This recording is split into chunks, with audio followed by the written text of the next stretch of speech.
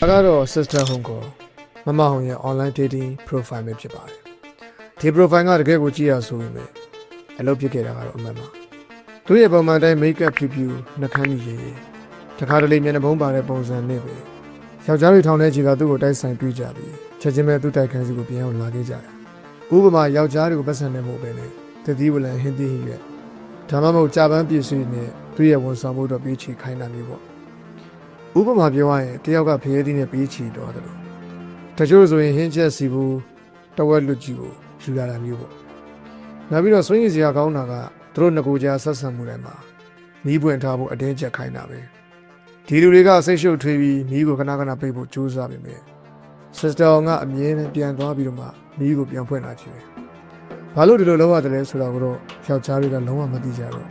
ဘိုးတို့တောင်မှစိတ်ရှုပ်စရာဖြစ်ခဲ့ရပါတယ် sister ကတော့အဲ့ဒီမီးအောင်ကိုရေကူးရေးအတွက်လိုအပ်နေတာပေါ့ဟိုလူတွေလုံးဝမသိအောင်သူတို့ရဲ့အသီးသန့်ပြန်လည်ဆက်ဆံမှုအားလုံးကိုဖော်ထားတဲ့ကင်မရာတွေနဲ့ပြည့်ဝပြီးရိုက်ခဲ့တာအဲ့ဒီနောက်ပိုင်းမှာဗီဒီယိုတွေကိုအင်တာနက်ပေါ်မှာတင်ပြီးတော့မှရောင်းချခဲ့တယ်2022ခုနှစ်ကနေ2025ခုနှစ်အကြာမှာ sister ကယောက်ျားရာပေါင်းများစွာနဲ့ဆက်ဆံခဲ့တာတွေကိုမှတ်တမ်းတင်ခဲ့ပြီးတော့ကြီးစုသူတွေကို$20နဲ့ Telegram လို private chat တွေမှာကြီးဖို့ဖတ်ဆိုင်ခဲ့ပါတယ်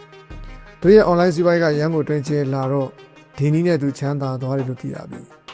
ရရှိခဲ့တဲ့တတိဟင်းသီးဟင်းရွက်နဲ့အိမ်သုံးပစ္စည်းလက်ဆောင်ရာပေါင်းများစွာကနေအကျိုးမြတ်ရခဲ့ပါတယ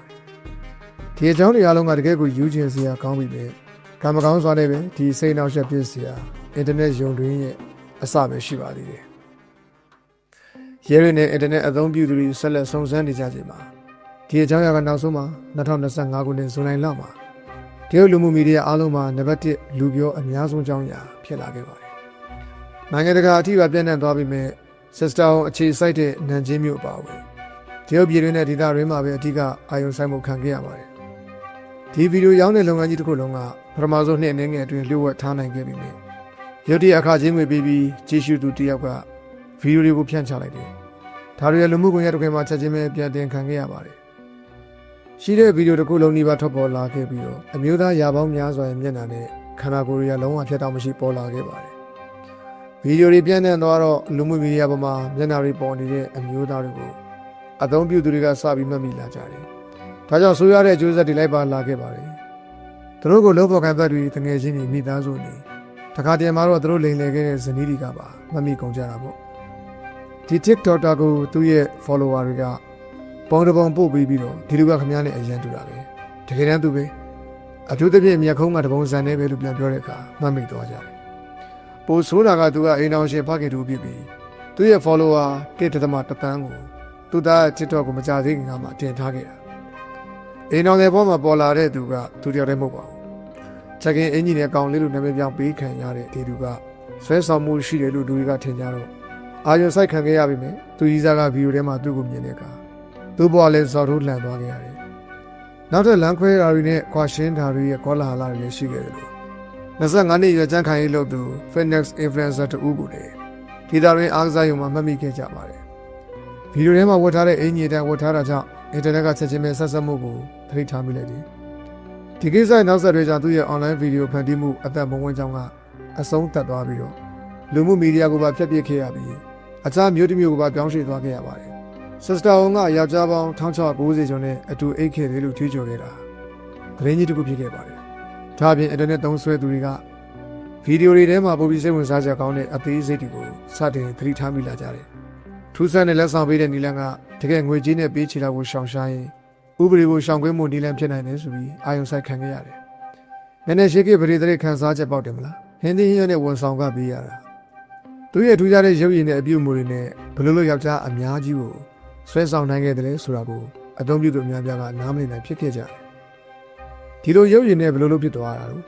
သူကကြောက်စရာကောင်းတဲ့ရုပ်ရှင်တွေကဇက်လိုက်မင်းသမီးလိုပဲသူရဲ့ရုပ်ရည်နဲ့ယောက်ျားအများပြားဆွဲဆောင်မှုရှိပုံကိုနှိုင်းယှဉ်ခဲ့ကြပါတယ်ဘာလို့လဲဆိုတော့သူတို့တွေကတချို့ကငယ်ရွယ်ပြီးတော့ခန္ဓာကိုယ်တောင့်တင်းကြလို့ပါပထမဆုံးချိန်မှာသူတို့ဘာကြောင့်စိတ်ဝင်စားရတာလဲဆိုတာကိုလူတွေနားမလည်နိုင်ကြဘူးဒါပေမဲ့တကယ်တမ်းကျတော့သူတို့တွေကတချို့ကအချိန်ပေါင်းများစွာပြန်လာပြီးပါဝင်ခဲ့ကြတယ်ဒီလူကတော့မှ The Four Seasons Brother လို့နာမည်ပြောင်းပေးခဲ့ကြပါတယ်ဘာလို့လဲဆိုတော့သူကတစ်နှစ်ကို4ချိန်ရှားသည့်ဥရုတိုင်းမှာတစ်ချိန်စီပြန်လာလို့ပဲ ဒီဆွေးနွေးမှုနဲ့ပြဿနာတွေအားလုံးကဗီဒီယိုတွေကိုလူမှုမီဒီယာမှာပို့လို့တောင်မှရေးပန်းစားစေခဲ့တယ်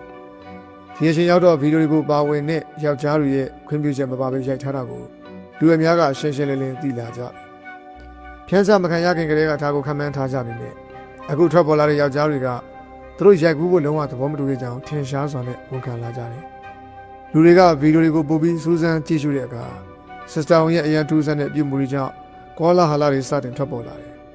်သူကအမြဲတမ်းဝတ်စားပြည့်စုံဝတ်ဆင်ထားပြီးမကြာခဏမျက်နှာဖုံးမှာဝတ်ဆင်နေရှိတယ်အသုံးပြုသူတွေကဒါကိုသတိထားမိပြီးသူတခုခုဖုံးကွယ်ထားနိုင်တယ်လို့တန်တရားဝင်လာကြတယ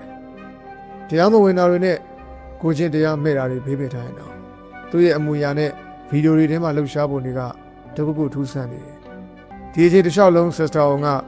အမျိုးသားတဦးဖြစ်ပြီးကြီးမားတဲ့သပင်အထုမိတ်ကပ်ပေါင်300နဲ့မျက်နှာဖုံးနဲ့အမျိုးသမီးအယောင်ဆောင်ထားခဲ့တာပဲတချို့လူတွေကသူကအသက်60ရွယ်ဘိုးကြီးဖြစ်နိုင်တယ်လို့ထင်ကြပေမဲ့သူရဲ့တကယ်အထောက်အထားကိုဘယ်သူမှမသိတာကြောင့်သတ်သိမရှိခဲ့ပါဘူးသူအသက်ကိုမခွဲခြားပဲသူကမျိုးသားတို့ဖြစ်တယ်ဆိုတဲ့ရိုးရှင်းတဲ့အချက်ကမိခွန်းတွေအများကြီးကိုပပောက်စေခဲ့ပြီးတော့သူ့ကိုစစ်စတာဝန်အစားအန်ကယ်နီလိုမျိုးနာမည်ပြောင်အသက်တွေတောင်မှပေးခဲ့ကြပါတယ်အွန်လိုင်းပေါ်မှာညှင်းပွားစရာပြစ်ဆုံးတဲ့ကတခုကတော့အဲ့ဒီယောက်ျားတွေဟာဟုံရဲ့အယောင်ဆောင်မှုကိုတကယ်ပဲယုံသွားကြတာလားမယုံဘူးလားဆိုတာပဲသူတို့တွေကတချို့ကဟုံကယောက်ျားတစ်ယောက်ဆိုတာကိုသိကြတယ်လို့ထင်ရတယ်ဒါပေမဲ့ဒီလိုဗီဒီယိုကလစ်လိုမျိုးတွေလည်းရှိတယ်လေကောင်လေးကသိသွားပြီးချက်ချင်းထွက်သွားတာကိုပြပေမဲ့သတိထားမိတာကသူခဏလေးနေတော့ပြန်လာခဲ့တာပဲဒါအပြင်သိသွားပြီးမှဆက်ပြီးဆက်ဆံဖို့ဆုံးဖြတ်ခဲ့တဲ့သူကသူတယောက်တည်းမဟုတ်ဘူးလို့ထင်ရပါတယ်ဒီ Reddit သုံးဆွဲသူကနောက်တစ်ယောက်ကဟုံရဲ့ပစ္စည်းကိုတွေ့သွားတဲ့အကြောင်းမှတ်ချက်ပေးခဲ့တယ်ဒါပေမဲ့ Sister ဟုံကရှောင်းမပြောနဲ့ဒါရှောင်းနေတာလို့ပြန်ပြောခဲ့တယ်ဒီလိုမျိုးကိစ္စတွေပြင်သူကင်မရာနဲ့စကားပြောခဲ့တဲ့အစောပိုင်းကဗီဒီယိုကလစ်ကိုကြည့်လို့ရှိရင်သူအရာကြားဖြစ်ကြောင်းကိုပုံမလင်းလည်းမပြောခဲ့ပေနဲ့လူတွေကိုလည်းစားဖို့ရည်ရွယ်ချက်ရှိဖုံးကွယ်ခဲ့တယ်ဆိုတာကိုပြသနေပါတယ်။ဟောကအချိန်နဲ့ဝတ်စားပြည့်စုံဝတ်ထားတာကြောင့်အဲ့ဒီလူလေးယောက်ျားတွေတဲကတချို့ဟာလုံးဝရှင်းမိခဲ့ပုံမရဘူး။ဒါပေမဲ့အခြားတစ်ဖက်မှာတော့အထူးသဖြင့်ယာတီ၄ခုညီအကူလိုမျိုးထက်ခါတလဲလဲလာတဲ့ဖောက်တယ်တွေထဲမှာရိုးရိုးမဟုတ်သူဒါမှမဟုတ်လိန်နှမျိုးစလုံးစိတ်ဝင်စားသူတွေလည်းပါဝင်တယ်လို့ထင်ရပါတယ်။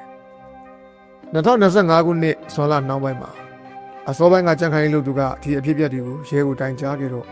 ့နောက်ရက်ဒီမှာဒေတာရင်းစုံစမ်းစစ်ဆေးမှုတွေစတင်ခဲ့တယ်။ Sister အောင်ကရုတ်တရက်အကြောင်းအရာအသစ်တွေထုတ်လွှင့်တာရပ်သွားတယ်။ Telegram အဖွဲ့တွေလည်းတိတ်ဆိတ်သွားပြီးဖမ်းဆီးခံရတယ်ဆိုတဲ့ကောလာဟလတွေပြန့်နှံ့လာပါတယ်။စုံစမ်းစစ်ဆေးမှုတွေကဘာတွေဖော်ထုတ်ခဲ့တယ်လဲဆိုတာကတော့အင်တာနက်ကိုတကယ်ကိုပောက်ကွဲသွားစေခဲ့ပြီးနောက်48နာရီအတွင်းမှာကြီးစုလူတန်းရာနဲ့ချီကိုဆွဲဆောင်ခဲ့ပါတယ်။မကြာသေးမီကနန်ချင်းရဲတွေစီကိုသူတို့ရဲ့ပုဂ္ဂလိကဗီဒီယိုတွေအင်တာနက်ပေါ်မှာပြန့်နှံ့နေတယ်ဆိုပြီးလူတွေကသတင်းပို့ခဲ့ကြတယ်။နန်ချင်းရဲတွေကချက်ချင်းစုံစမ်းစစ်ဆေးမှုစတင်ခဲ့ပြီးတော့ဇူလိုင်လ9ရက်မှာတန်တရားရှိသူဂျောက်ကိုဖမ်းဆီးခဲ့တယ်။စုံစမ်းစစ်ဆေးပြီးတဲ့နောက်မှာတော့ဂျောက်ကအသက်38နှစ်အရွယ်မျိုးသားဖြစ်ပြီးတခြားပြည်နယ်ကလာသူဖြစ်လို့အမျိုးသမီးဟန်ဆောင်ယောက်ျားများပြားနဲ့ချင်းတွေ့ခဲ့တယ်။လျှို့ဝှက်ဗီဒီယိုရိုက်ပြီးတော့အင်တာနက်ပေါ်ဖြန့်ဝေခဲ့တယ်ဆိုတာကိုတွေ့ရှိခဲ့ရပါတယ်။ဒီအကြောင်းအရာကလူမှုမီဒီယာပေါ်မှာအရင်ကတည်းကလူကြိုက်များနေပြီလေ။ရဲတံကြားစာထွက်ပေါ်လာတဲ့အခါမှာတကယ်ကိုကိစ္စကြီးဖြစ်သွားတာပဲ။ဒါတရုတ်နဲ့နိုင်ငံတကာလူမှုမီဒီယာတွေပေါ်မှာအလွန်ကြုံပေါက်ခွဲထွက်လာတဲ့ခေတ်ရည်စည်းကြောင်းဖြစ်လာပြီးတော့တချို့ကတော့ဒီနေ့ရဲ့ခေတ်ရည်စည်းကြောင်းတော့မှဖြစ်တယ်လို့ပြောကြပါတယ်။အကြောင်းအရာအများစုမှာတော့ Sister အောင်ရဲ့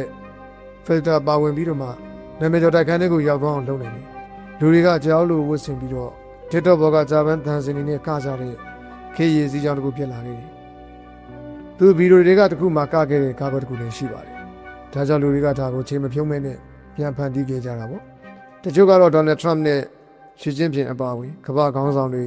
Sister အောင်ကိုတွားရောက်လက်ပတ်တဲ့အရင်ဖန်တီးထားတဲ့ဗီဒီယိုတွေကိုတင်ခဲ့ကြပါတယ်။ VN ပြဇာတ်တစ်ခုမှလည်းပဲ Sister အောင်နဲ့တူတဲ့သူတယောက်ခဏလေးပေါ်လာတော့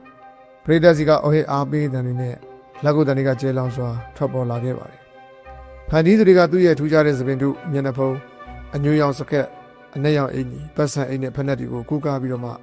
fashion လမ်းညွှန်တွေလည်းအများပြားရှိခဲ့ပါတယ်။လူတွေအဲ့လိုပုံစံမျိုးကိုပြန်ဖန်တီးဖို့ကြိုးစားကြတာကြောင့်တရုတ်နိုင်ငံမှာသပင်တုတွေအယူမှုရောင်းကောင်းခဲ့တယ်လို့သိရပါတယ်။ဒီဇလန်အတိတ်ဘက်ကိုထည့်ထွက်ရင်ဒါကိုမြင်ရတာတကယ်ကိုအံ့ဩမိပါတယ်။ဒီကနေ့ခေတ်လူမှုမီဒီယာပေါ်ကအရာအလုံးလိုပဲလူကြိုက်များတဲ့အရာတိုင်းကတူပခံရပါတယ်။ပြီးတော့ယောက်ျားတွေက